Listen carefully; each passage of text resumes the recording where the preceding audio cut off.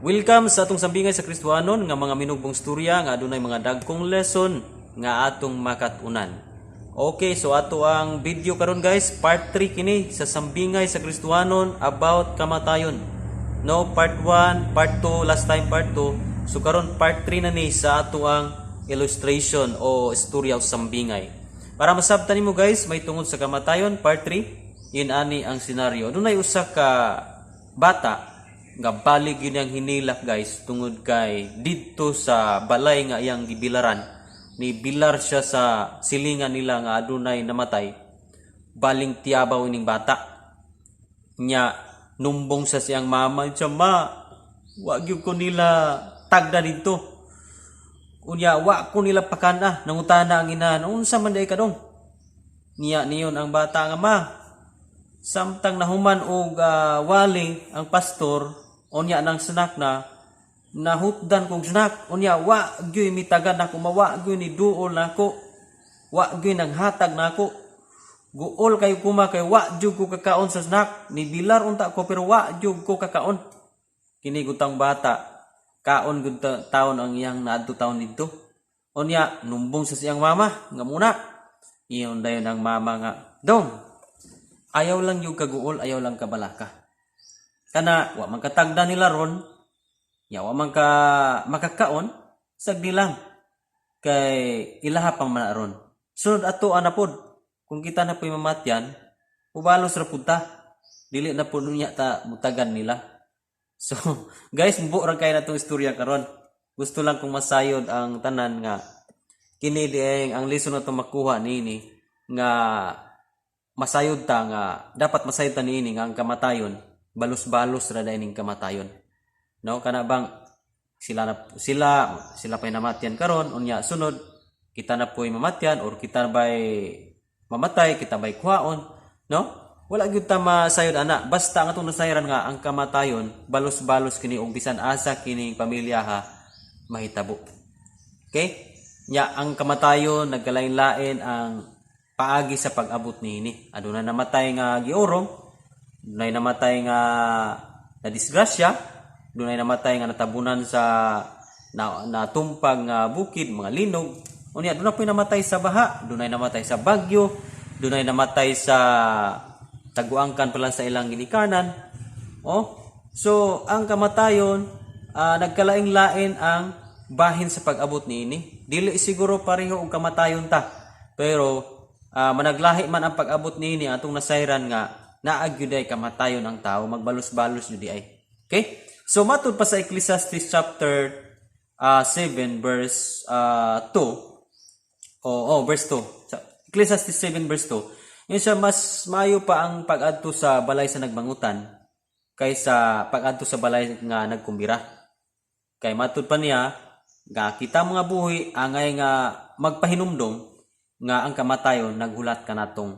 tanan okay so mautod pa diha nga mas maayo pa ang pag-adto sa balay sa nagbangutan kana bang mga nainanang namatyan bilar nganuman kay naa diha ang mga mensahe nga pagpahinumdom sa tua nga ang kamatayon naghulat puday alang kanato so kitang tanan no buhi pa man taron pero kitang tanan natod pa diha ang kamatayon naghulat kanatong tanan so dapat mapahinumduman ta niya na ug dapat before ta mutaliwan ang kinabuhi ready na ang atong kinabuhi nga kung kuhaon ta sa Ginoo ready na ta nakaandam na ta aduna na tay Kristo aduna na tay pagpangalagan sa Ginoo kay mo man yang giingon diha sa Revelation 14:13 nga siwa nakadungog og tingog gikan sa langit nga miingon isulat kini sukad karon pulaan kadtong mamatay nga nag-alagad sa Ginoo matuod kana matud pa sa espiritu makapahulay na gyud sila ug ang bunga sa ilang pagpangalagad maguban kanila so nindot kayo na nga ang atong kinabuhi before ta mutaliwan ing kalibutana aduna na tay pagpangalagan sa Ginoo.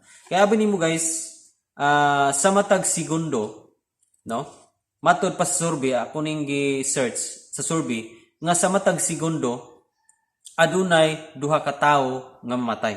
Every second na siya duha ka tawo ang mamatay. Pero every second tulo pod 2 to 3 ka mga matawo. Sa to pa mas daghan gyud ang matawo kaysa mamatay. Pero actually daghan gyud pong mamatay oy kay usa ka segundo ra na duha ka tawo more or less 2 ang 1 or 2 ang mamatay sa usa ka segundo sa tibuok kalibutan na ang survey.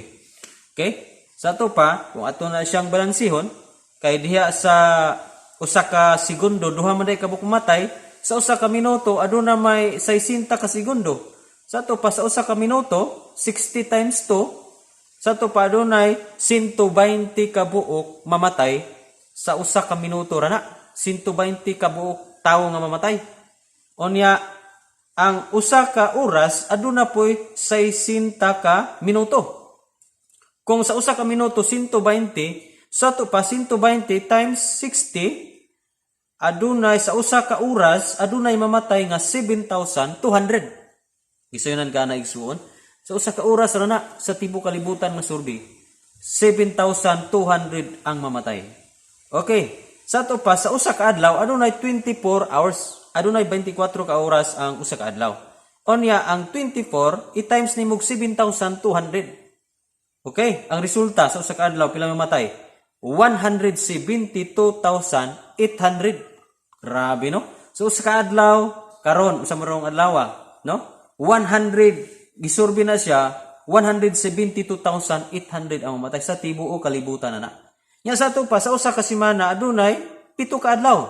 Kung sa usa ka adlaw mamatay 172,800, i-times na nimo og 7, ang resulta is 1.2 million kapin. 1.209 million 600,000. Okay? Tanawa na diha. 600. 1.2. So, ato ning i-convert nga sa matag semana di ay adunay mamatay nga 1.2 million ka buok tawo. Sa to pa daghan mga tawo pero daghan pong makalas nga kinabuhi. Kaning 1.2 million kada semana. Guys, dapat ka magpasalamat sa Ginoo ikaw ako. Nganuman, wala pa ka i-appeal sa 1.2 million sa matag semana. Di ba? No? So, kay buhi man ta, matud pa sa Psalms 118 verse 17, okay? Atong basahon, Psalms 118 verse 17, dili pa ako mamatay, magpabilin akong buhi aron pagmantala sa mga buhat sa Ginoo. Muna nga kung gibuhi pa taro sa Ginoo ang buhaton nato, magmantala ta sa mga gibuhat sa Ginoo. So mintras buhi pa ta. Mo ni atong buhaton matud pa ni David. Nganuman sa Psalms 115 verse 17 to 18, dili na makadaig sa Ginoo ang mga patay o ang nanaog ngadto sa yuta sa kahilom. Apan kita mga buhi, pasalamatan ta siya karon ug hangtod sa kahungturan. Munang pasalamat ta sa Ginoo nga buhi patantod karon. Nganong gibuhi pa ta sa Ginoo hangtod karon? Kay gusto sa Ginoo nga imantala nato ang ihang kamaayo sa atong kinabuhi. I-share nato ngadto sa ubang tawo ang gibuhat sa Ginoo. Muna nga salamat ka nga gibuhi pa karon kay aduna pay plano ang Ginoo nga gamiton ka para sa iyang kimayaan. Busa ayaw ipagamit ang imong kinabuhi karon. Mintras buhi pa ka ayaw ipagamit sa buhat sa kaaway, ayaw ipagamit sa demonyo, ayaw ipagamit sa Satanas. Ipagamit ang imong ginabuhi karon diha sa Ginoo. Mintras naapatay gininahawa. Nganuman, bisayanan ka nang kada semana 1.2 million ang mamatay. Unya kita wa patay apil ana sa Ginoo. Kay ang plano sa Ginoo sa tuwa gamiton pa ta niya nga mas spread ang iyang pagkamayo, ang iyang pulong.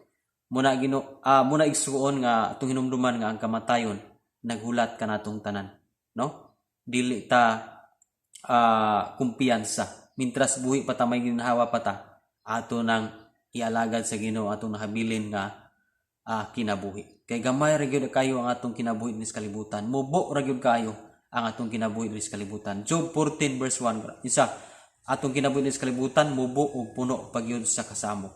Okay? Muna nga panganduyo nato nga makapuyo kita sa ginharian sa langit nga kinabuhi na nga walay katapusan hangtod sa kahangturan. So guys, dilang takutob sa atong storya karon. Kung na-bless ka, paki-comment lang sa atong comment section.